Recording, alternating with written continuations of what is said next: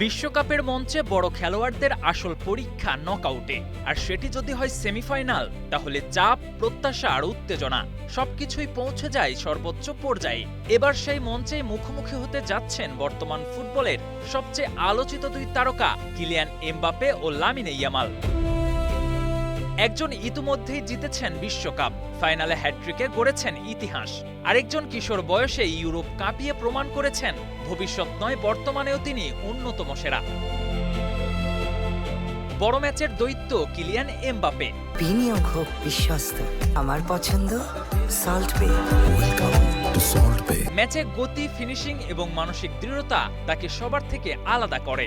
একবার যদি এমবাপে ফাঁকা জায়গা পেয়ে যান, তাকে থামানো প্রায় অসম্ভব।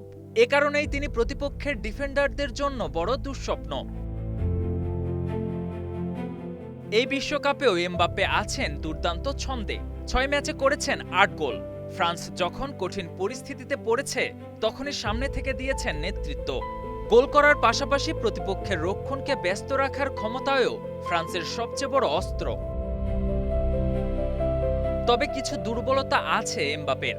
যদি প্রতিপক্ষ তার গতির জায়গা কেড়ে নিতে পারে, তাহলে ফ্রান্স তারকা কিছুটা বিচ্ছিন্ন হয়ে পড়েন। অনেক সময় অতিরিক্ত আত্মবিশ্বাসে একাই ম্যাচ বের করে আনার চেষ্টা দলের ছন্দ নষ্ট করে। স্পেনের মতো বল দখলে দক্ষ দলের বিপক্ষে দীর্ঘ সময় বল না পেলে এমবাপের প্রভাবও কমে যেতে পারে।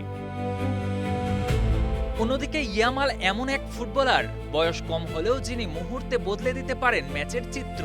তার ড্রিবলিং, দ্রুত সিদ্ধান্ত নেওয়ার ক্ষমতা, নিখুঁত পাস ও দূরপাল্লার শট, সব মিলিয়ে তিনি প্রতিপক্ষের জন্য বড় হুমকি। সবচেয়ে বড় বিষয়, ফ্রান্সের বিপক্ষেই বিধ্বংসী ইয়ামাল।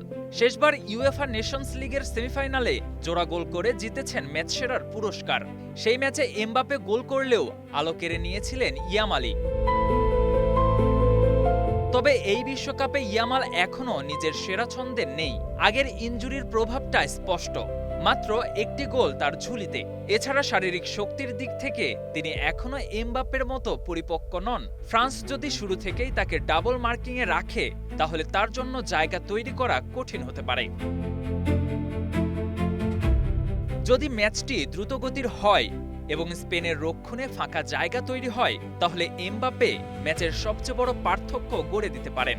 অন্যদিকে স্পেন যদি নিজেদের স্বাভাবিক পাসিং ফুটবল খেলতে পারে, মাঝ মাঠের নিয়ন্ত্রণ ধরে রেখে ইয়ামালকে 1-to-1 পরিস্থিতি তৈরি করে দিতে পারে, তাহলে এই কিশোরী আবারও ফ্রান্সের জন্য বড় দুঃস্বপ্ন হয়ে উঠতে পারেন।